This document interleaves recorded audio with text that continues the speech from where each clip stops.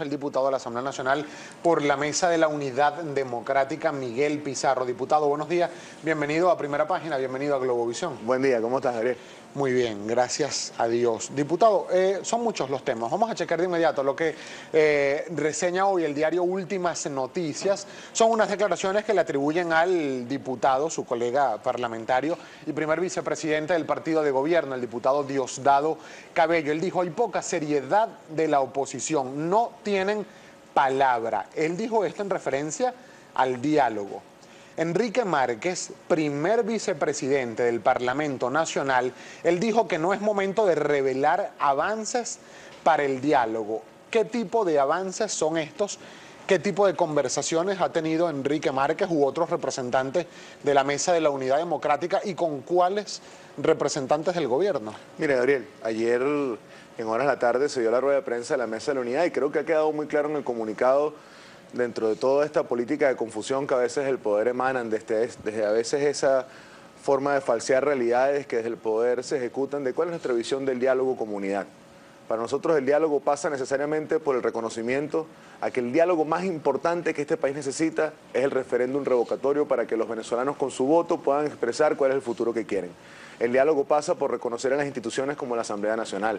El diálogo pasa por la liberación necesaria de los presos políticos y la eliminación de expedientes judiciales que tienen a más de 3.000 venezolanos hoy presentándose ante la justicia.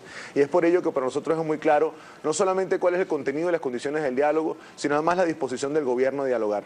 Un gobierno que se burla del hambre de la gente, que cuando más de la mitad del país come 2 veces al día o menos, hace chistes sobre la dieta de Maduro y además lo pasa en cadena nacional como si esto fuera una gloria. Un gobierno que irrespeta, que atropella, que allana casas como a Richard Fermín ayer o que persigue dirigentes políticos como en el caso de Smolansky. Es un gobierno que no tiene ninguna disposición de diálogo.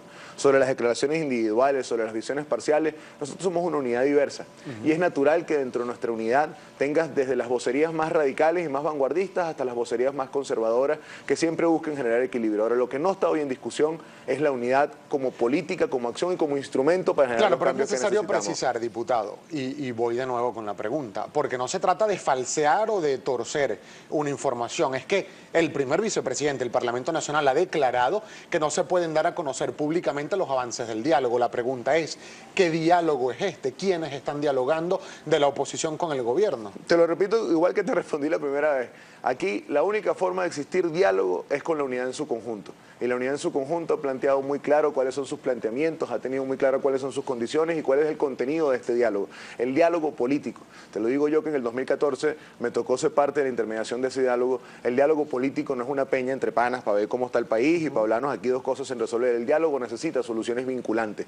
Este país y la crisis que tenemos requiere que haya discusiones vinculantes sobre las decisiones que se toman. Ahora, todo eso pasa, Gabriel, y disculpa que te interrumpa, por algo que es fundamental. Referéndum revocatorio y condiciones electorales para que los venezolanos en paz resolvamos esta crisis. Pero, por ejemplo, y necesito insistir con este tema para tener claridad de lo que está ocurriendo, diputado, porque, por ejemplo, ayer en esta misma silla estuvo la dirigente de Vente Venezuela, María Corina Machado, y decía no tener conocimiento de estas reuniones. Timoteo Zambrano por Un Nuevo Tiempo o Enrique Márquez por Un Nuevo Tiempo se han estado reuniendo con representantes del gobierno motu propio o autorizados por la Mesa de la Unidad. No, mira, sería irresponsable de mi parte afirmar que Enrique Márquez o Timoteo se han reunido con personas del gobierno. Yo creo que ellos tanto Timoteo como Enrique, han hecho esfuerzos, además públicamente. Ellos durante todo este tiempo han sido muy transparentes de su visión política y lo ha dicho Enrique Márquez en reiteradas ocasiones, su visión sobre lo que tiene que ser el diálogo. Yo no creo que sea responsable de mi parte. Hay a quienes les gusta ser héroes solitarios, entonces señalan a todo el mundo y son los químicamente puros y son los que tienen la verdad. A mí eso no me gusta porque en la política todos hacemos política. Y pensar que en las individualidades, las visiones parciales, las visiones de cada partido se puedan imponer por encima del colectivo es no entender dónde estamos parados hoy en día. No me corresponde a mí ser quien diga si se reúnen, si no se reúnen, porque eso no es ni de conocimiento colectivo de la unidad ni lo hacen en nombre de la unidad, por lo que yo no creo que aquí haya una política escondida ni una política que tenga, digamos, doble raseo. Aquí todos somos muy transparentes y muy claros. Este país donde estamos hoy, Gabriel, es una bomba de tiempo y requiere que haya soluciones claras para que podamos nosotros enfrentar la crisis que vivimos. ¿Hay sectores de oposición, diputado Pizarro, que usted tenga conocimiento que pudieran estar pactando o acordando con el gobierno la realización del referendo revocatorio para el año 2017? te vuelvo a lo anterior. Aquí hay a veces grupos que son tan vanguardistas y tan opositores que prefieren ser opositores de la oposición antes de ser oposición del gobierno. Y esa visión a veces nos ha traído el mismo problema donde estamos hoy en día. Nadie tiene en su discusión, en su radar, en sus opciones, que nosotros entreguemos algo tan importante para este país como el referéndum revocatorio. Miren, nuestro país, Gabriel, 88% de nuestro país tiene miedo a quedarse sin comida en la nevera. 4 de cada 10 chamos no van para clases por problemas de alimentación. Aquí el revocatorio no tiene que ver con la resolución de un conflicto político. Aquí el cambio de modelo y el cambio de gobierno tiene que ver con un tema humanitario. Cada día que pasa es una crisis que se agrava, vidas que contamos y personas e historias que dejan de existir. Ustedes han dicho en la mesa de la Unidad Democrática, diputado Pizarro, que en tal caso el único objetivo de algún diálogo en Venezuela sería la realización del referéndum revocatorio este año 2016. Pero en la otra acera, en la acera del gobierno, el diputado Diosdado Cabello, y primer vicepresidente del PSV, dice que el referéndum revocatorio es de lo que no van a hablar en un posible diálogo en Venezuela. Escuchemos qué fue lo que dijo en este sentido el diputado Cabello. El revocatorio no es tema del país, el revocatorio es tema de un sector de la oposición, ni siquiera de toda la oposición. No estamos negociando la salida de ninguna de las personas que están detenidas por los delitos cometidos, eso no está establecido en ninguna parte. Como han dejado ver ellos, que nosotros estamos de alguna manera condicionando la realización del referéndum a la salida de algunas personas. No, nada de eso tiene que ver. El presidente Maduro fue el primero que llamó al diálogo aquí en Venezuela, los invitó inclusive al Palacio de Miraflores. Ellos fueron y se levantaron porque le dieron la orden. Le dieron la orden y se levantaron.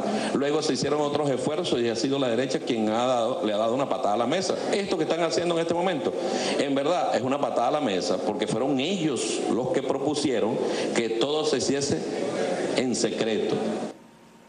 Su respuesta al diputado Diosdado Cabello. Mire, pero es que es el mismo que tiene los miércoles un programa de farándula en el canal del Estado. Ese es el vocero de la intolerancia, el vocero de las divisiones, el vocero de la insidia, el vocero de la antipolítica hoy en nuestro país. Si nosotros hoy tomamos como vocero válido de cualquier espacio de entendimiento, de discusión entre grupos políticos, a quien tiene un programa de farándula política los miércoles de la noche en el canal del Estado, flaco favor le hacemos a la política de este país.